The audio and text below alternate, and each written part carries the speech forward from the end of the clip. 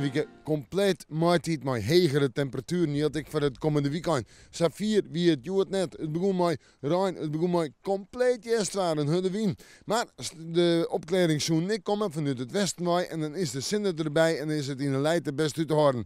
En de natuur die reageert heel iets meer en meer. Wolmensken, morgen hebben Koninginnedag, vannacht Koninginnennacht en daar begin ik mee. Jong en vannacht helder waar, vrij helder waar moet ik zeggen. En een temperatuur tussen de 2 en de 4 graden op het Versteloon. In het kust- en waardgebied nog 4 of 6 graden, komt ik omdat de wind van zee komt en die is matig of zwak en die komt uit westelijke richting, letter wat meer noordwest.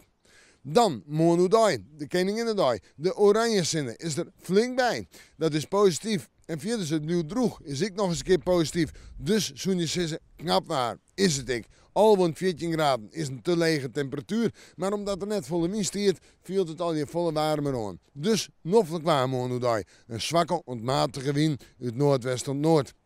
In de joentijd in de nacht naar Maai zit aan. Ja, en ik vond het vlug houden, dan hebben we frost onder groen. En dan terug naar het fruitje. Maai zo'n 13 graden, misschien 14 opplakken. De zinnen erbij, flink wat zin ik, maartijd, haast maartijd. En dan terug naar de nacht, buien, dan terug naar Tongensje, 12 graden. Maar op vrijdag wordt het zo'n 15 of 16 graden. En dan heb ik weer flink wat zinnen. En dan begint het er heel dol op te liedjen. Jawel, dan komt de echte maartijd nog. En we moeten morgen maar weer even in het oranje waarsjen.